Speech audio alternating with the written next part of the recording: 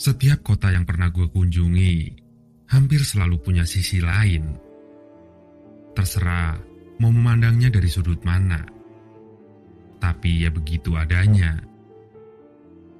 Sama dengan Jember, di beberapa sudut memberikan pengalaman yang menarik. Malam ini, gua akan coba cerita di sini. Sekitaran Maret atau April 2007, gua road trip ke Bali bareng Ray, Dedi, dan Ali. Rencana yang memang sudah kami rancang jauh-jauh hari sebelumnya. Sengaja untuk tidak milih tanggal musim liburan, supaya tidak terlalu ramai wisatawan dan hotelnya juga tidak terlalu mahal. Kami berempat memang hobi jalan darat, menyusuri jalan dan tempat yang belum pernah dikunjungi. Sama juga dengan perjalanan ini, kami sengaja tidak melalui jalan yang biasa orang-orang lalui. Cari jalan pedesaan di selatan Jawa. Singkatnya, perjalanan pun dimulai. Dari awal kami merencanakan untuk mampir di Jogja, untuk menginap 1 malam di kota gudeg ini. Dulu, gua udah pernah cerita tentang pengalaman kami waktu bermalam di satu hotel di Jogja. Hotel yang cukup menyeramkan. Nah, malam ini gua akan cerita setelah bermalam di Jogja. Masih dalam perjalanan menuju Bali. Kami meninggalkan hotel jam 8 pagi setelah sarapan. Matahari sudah mulai menyengat terik. Gua yang berada di belakang kemudi mengarahkan kendaraan menyusuri jalan di sisi selatan Pulau Jawa.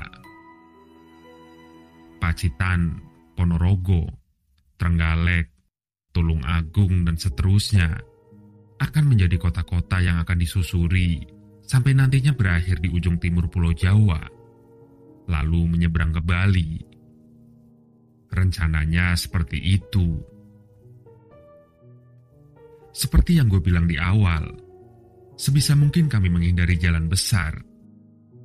Selalu memilih jalan desa dan pegunungan. Menikmati pemandangan, udara sejuk pedesaan dengan sawahnya dan pegunungan dengan hutan-hutan kecilnya. Singkatnya, percakapan diselingi gelak tawa dalam kendaraan, tiba-tiba menjadi berangsur sepi ketika menyadari kalau ternyata jalan yang sedang dilewati semakin lama semakin kecil. Berangsur berubah dari jalan aspal menjadi jalan tanah. Kota terakhir yang kami lewati tadi adalah Pacitan. Itu yang gue ingat. Ini daerah mana sih? Lo lewat mana ini, Bri? Tanya Dedi yang mulai kelihatan bingung. Sama, gue juga bingung. Ini jalan di mana? Kok malah jadi jalan tanah? Kanan kiri tampak seperti hutan yang cukup rindang. Tapi belum bisa disebut hutan belantara karena matahari masih masuk dengan sinarnya yang terang. Jalanan yang kami lewati letaknya seperti berada di bawah. Kanan kiri datarannya lebih tinggi, seperti membelah gunung.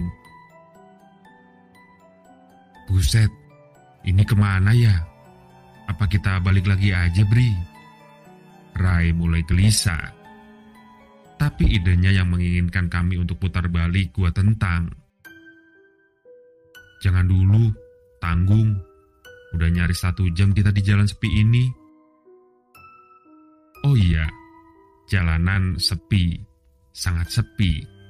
Sama sekali tidak ada kendaraan yang melintas. Entah itu motor, apalagi mobil. Sementara itu jalan semakin kecil dan terus mengecil. Sampai akhirnya hanya dapat dilewati oleh hanya 1 kendaraan saja. Udahlah, muter aja, Bri. Serem nih tempatnya. Ali akhirnya buka suara. Sedari tadi dia hanya diam, seperti merasakan atau melihat sesuatu.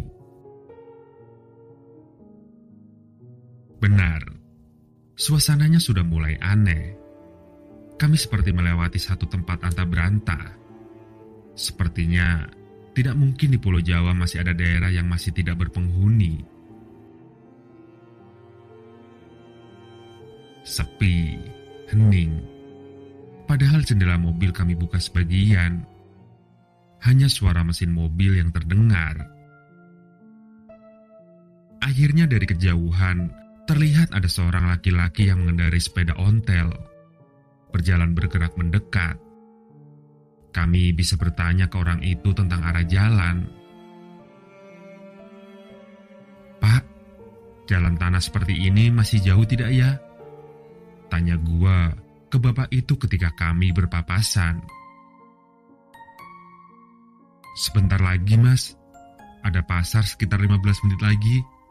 Ikuti jalan ini saja," jawab bapak itu dengan logat Jawa kentalnya. Setelahnya kami lanjut, sedangkan bapak bersepeda itu berjalan ke arah belakang, lalu menghilang di persimpangan. Kami ikuti sarannya. Benar saja, beberapa saat kemudian terlihat ada keramaian. Cukup lega karena akhirnya ada tanda-tanda kehidupan. Ketika sudah semakin dekat dengan tempat yang cukup ramai itu, semakin terlihat jelas tempat itu berbentuk apa. Mobil sengaja gue jalankan dengan sangat pelan. Ternyata pasar. Jalan yang membelah di tengahnya ternyata juga masih jalan tanah. Belum jalan aspal seperti apa yang dibilang bapak pesepeda ontel tadi. Kanan kiri jalan ada bangunan dengan fungsinya masing-masing. Sebagian besar adalah toko yang menjual macam-macam barang. Di emperan ada beberapa penjual juga yang menjajakan dagangannya di atas teras toko. Tapi ada yang aneh, membuat kami berempat terkesima. Setelah diperhatikan dengan seksama, ternyata semua bangunan di pasar itu berbentuk bangunan tempo dulu. Seperti bangunan di kisaran tahun-tahun awal 900-an, sebelum Indonesia merdeka. Orang-orangnya berpakaian seperti orang zaman dulu. Yang wanita banyak yang berkebaya. Kendaraan yang melintas hanya kami. Selain itu cuma sepeda dan kereta kuda. Sepeda motor pun tidak terlihat. Sebelah kanan, di balik deretan toko-toko yang bercat putih, ada sungai mengalir. Sungai cukup besar yang airnya bersih. Di atas sungai terlihat beberapa perahu hilir mudik dengan tujuannya masing-masing. Entahlah, itu pemandangan yang cukup unik buat kami. "Ini kota apa ya? Kok aneh?" pertanyaan Ali memecah kesunyian. "Kita masih nyasar. Kota ini tidak ada di peta," jawab Rai sambil memandang keluar. "Gimana kalau berhenti dulu? Udah jam makan siang nih." Gua memberi saran, karena perut sudah keroncongan. Semua setuju. Gua lalu menghentikan kendaraan tepat di depan warung nasi pecel yang ada di sebelah kiri jalan. Kami semua turun. Siang itu udara cukup panas. Matahari hampir tepat di atas kepala. Sinarnya menyengat membakar kulit. "Bu, nasi pecel 4 ya?" Rai bicara ke ibu penjual yang duduk di balik meja hidangannya. Si ibu menjawab menggunakan bahasa Jawa yang sangat halus. Kami hanya berpandangan tanpa tahu harus menjawab apa. Sama sekali tidak mengerti apa yang beliau bicarakan. Selama mempersiapkan pesanan, dia terus berbicara, disertai dengan senyum dan tawa sekali-kali. Kami hanya tersenyum-senyum saja mendengarnya. Ya karena tidak tahu mau bicara apa. Hingga tiba saatnya ketika makanan tersaji di meja. Dengan lahap, kami langsung menyantapnya. Nasi pecel yang cukup enak. Enak sekali malah. Ketika sedang menyantap makanan, ibu penjual pecel tampak mencoba berbicara kepada kami. Dan tentu saja, tetap tidak mengerti apa yang beliau katakan. Kami hanya tersenyum sambil menjawab, "Iya, sesekali." Beliau berbicara sambil menunjuk-nunjuk ke belakang warung, kemudian berjalan keluar melalui pintu belakang. Karena itulah, akhirnya kami menebak. Mungkin ibu itu bermaksud berpamitan untuk meninggalkan warungnya sebentar. Setelah selesai makan, kami tetap berbincang di dalam warung. Warung kecil yang tidak ada pengunjung lain selain kami. Sekitar 15 menit menunggu ibu itu kembali. Cukup lama dan mulai gelisah, karena sudah harus melanjutkan perjalanan lagi.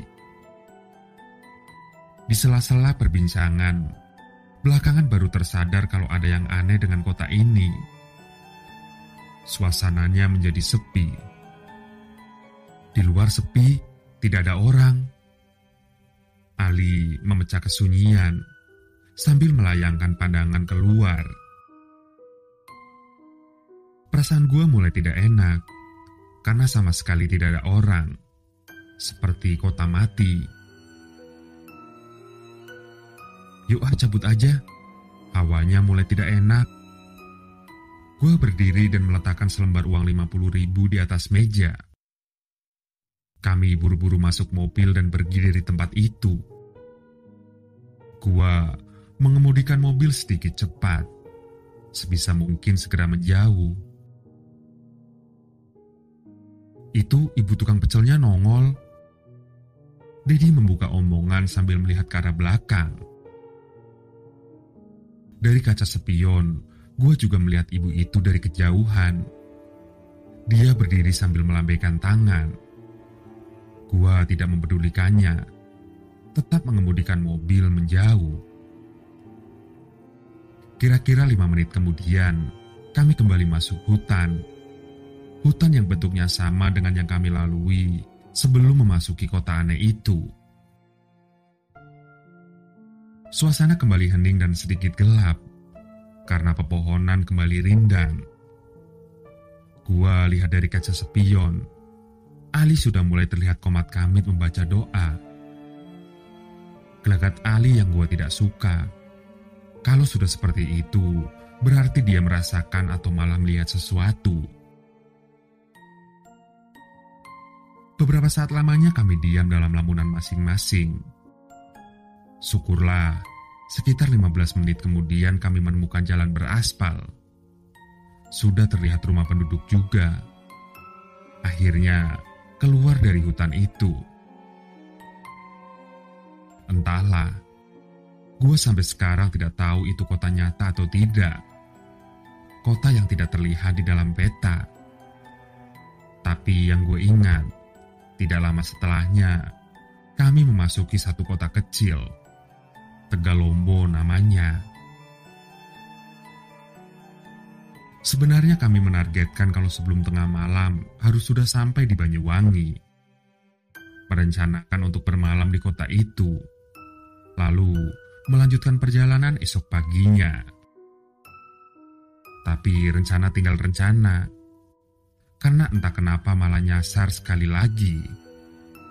Kali ini kami berputar-putar di Lumajang, hingga akhirnya memutuskan untuk mencari masjid untuk sholat di kota itu. Sekaligus beristirahat sejenak setelah perjalanan seharian. Sekitar jam 9 malam kami melanjutkan perjalanan. Jember adalah tujuan berikutnya. Mau nginep lagi di Jember apa lanjut Banyuwangi nanti? Di antara Lumajang dan Jember, gua membuka percakapan. Lihat nanti aja deh, Bri. Kalau memungkinkan ya lanjut aja. Begitu saran Rai. Perjalanan Lumajang Jember Seharusnya hanya memakan waktu 2 jam. Tapi karena udah agak capek dan mengantuk, maka gua memacu kendaraan dengan kecepatan sedang, tidak terlalu cepat. Di samping itu, gua sama sekali belum mengenali medan, tidak berani untuk ngebut. Beberapa kali berhenti juga untuk ke toilet dan mengisi bensin mobil. Akhirnya, batas kota Jember kami lewati. Jam 12 lewat sedikit. Kayaknya harus cari hotel deh. Gua capek banget. Gak apa-apa ya? Capek, ngantuk, lemas. Semua karena gua kurang tidur malam sebelumnya. Ditambah nyaris 18 jam non-stop mengemudi tanpa bergantian. Gua nyerah, harus istirahat. Lantas teman-teman setuju. Akhirnya memutuskan untuk mencari hotel. Jam 12 lewat tengah malam, kami menyusuri jalan sepi kota Jember.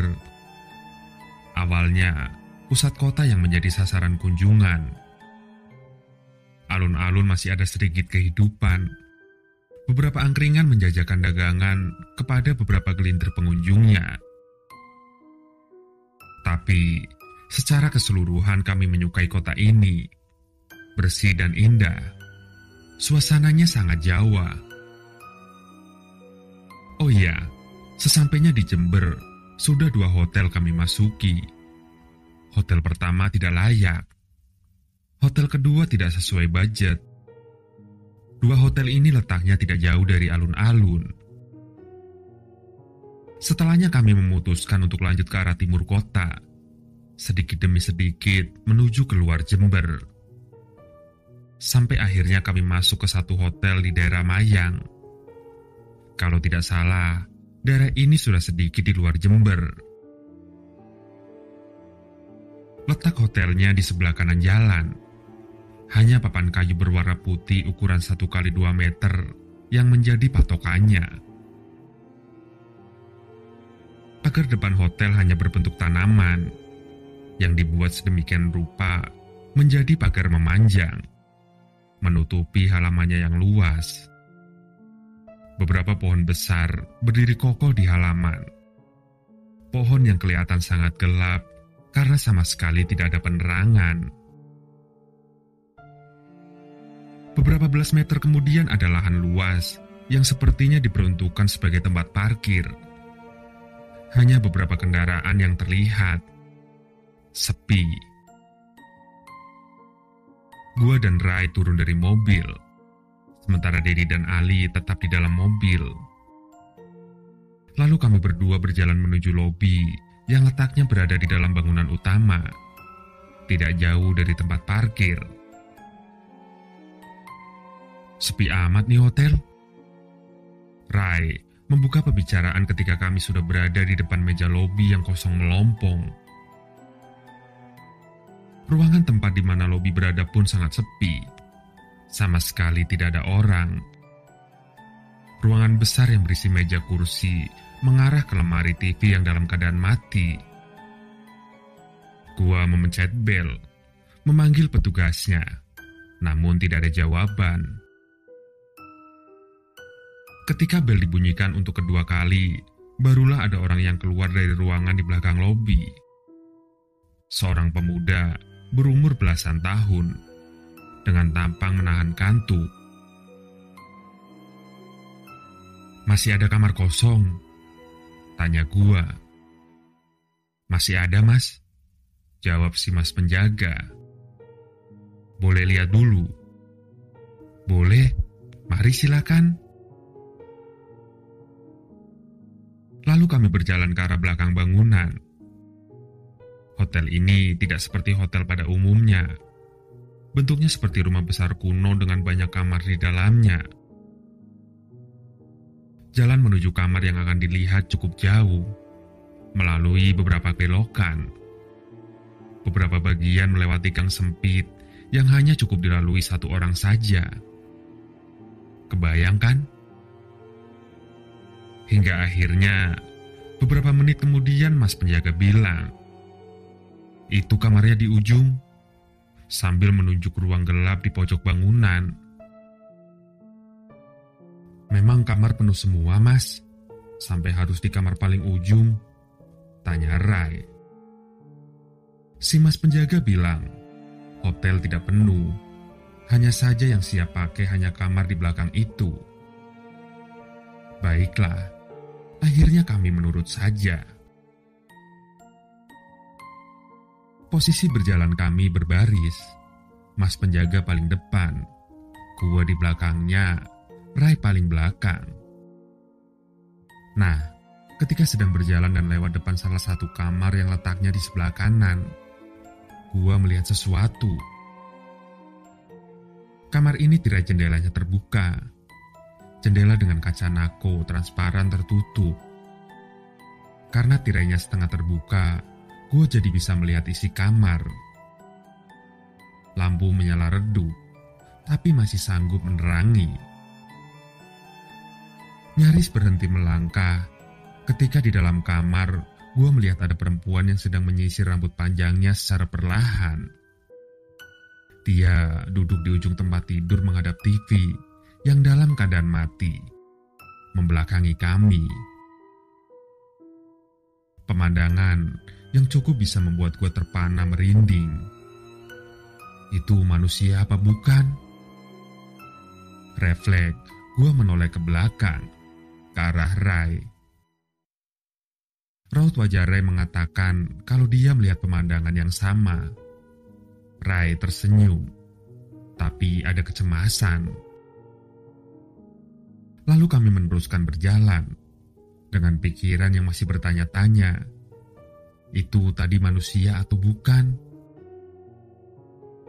"Ini kamarnya, Mas," ucap si Mas penjaga ketika beberapa saat kemudian kami sampai di kamar paling pojok belakang. Gua dan Rai sudah tidak fokus lagi. Pikiran kami masih tertuju kepada perempuan yang sedang menyisir rambut tadi. Begitulah gambaran kamar yang sedang kami lihat.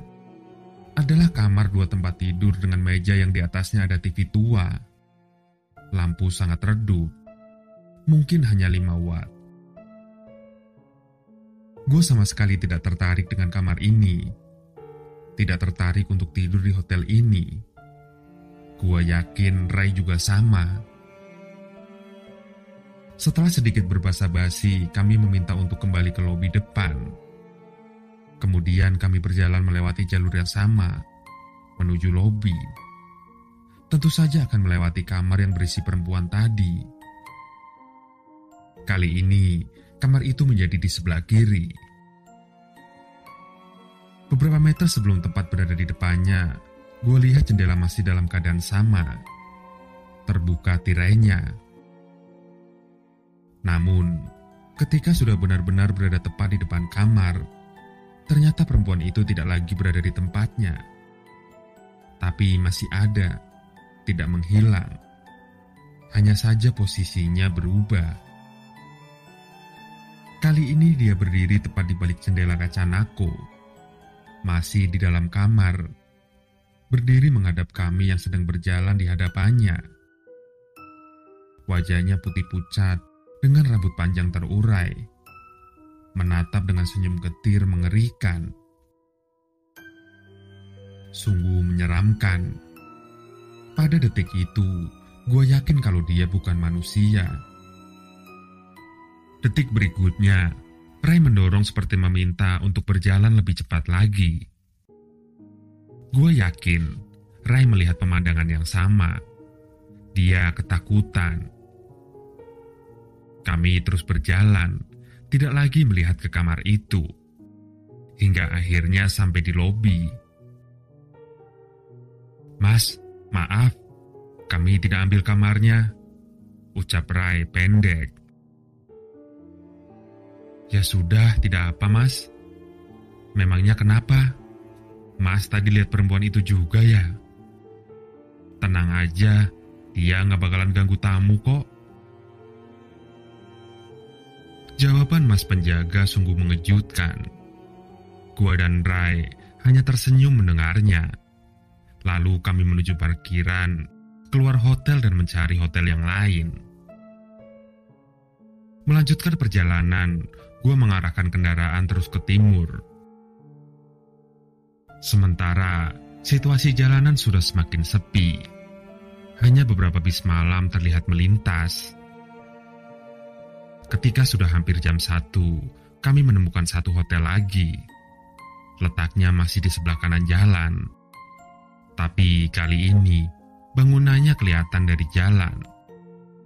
Bagusnya, keadaannya tidak sekelam dan segelap hotel sebelumnya.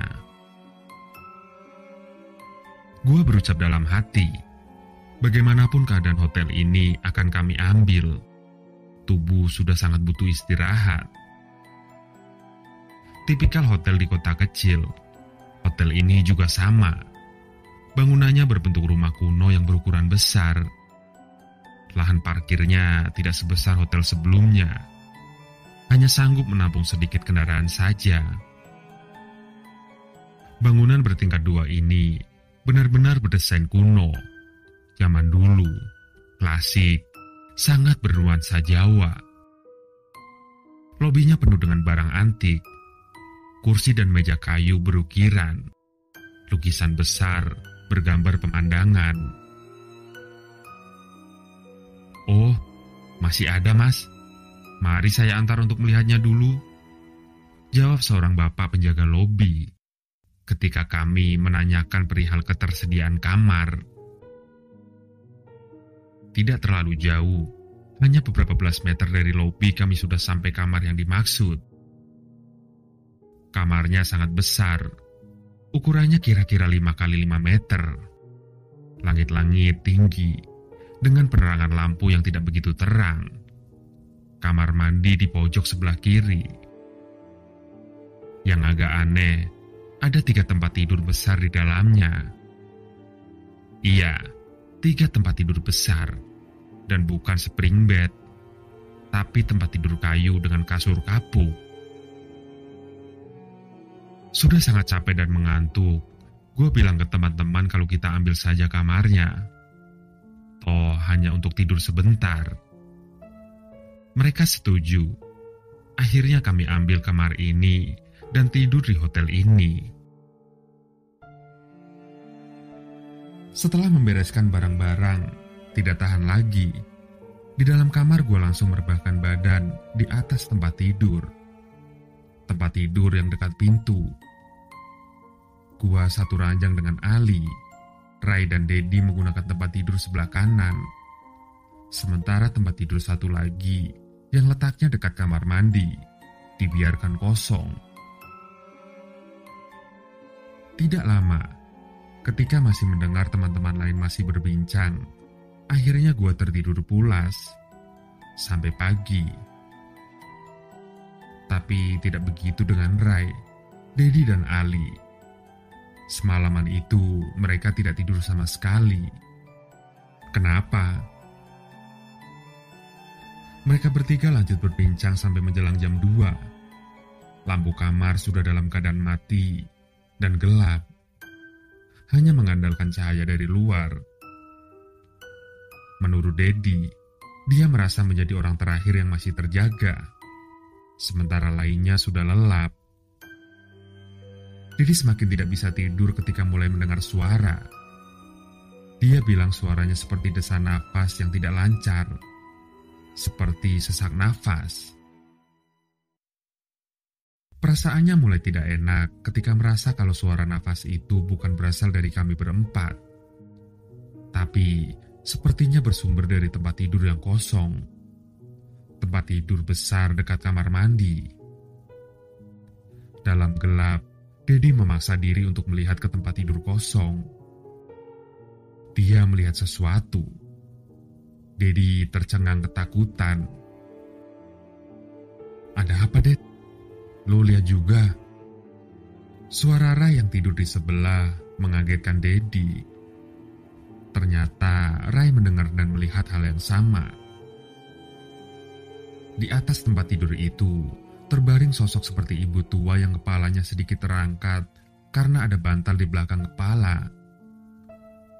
Ibu itu mengenakan kebaya dan kain, rambutnya panjang terurai.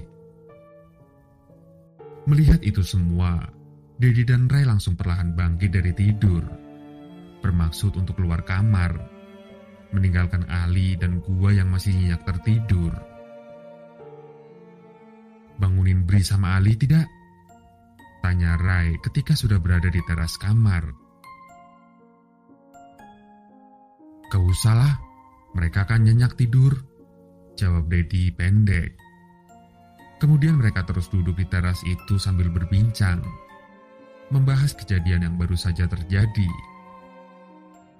Ketika nyaris jam 3, tiba-tiba Ali muncul dari dalam kamar. "Ada nenek-nenek di tempat tidur kosong, terus bangun dan berjalan masuk ke kamar mandi." Ali bilang begitu dengan mimik wajah ketakutan. Itulah alasannya kenapa mereka tidak tidur sampai pagi. Jam 6 pagi, gue dibangunkan oleh suara berisik teman-teman dari luar. Kamar dalam keadaan kosong, hanya ada gue sendirian. Lalu, gue gabung berbincang di teras kamar. Tentu saja mereka menceritakan tentang kejadian yang terjadi di dalam kamar tadi malam. Untung gue kelelahan dan tertidur nyenyak, jadi tidak perlu melihat sosok yang terbaring di tempat tidur kosong itu. Singkat cerita, setelah sarapan kami lanjut jalan ke Banyuwangi, lalu menyeberang ke Bali.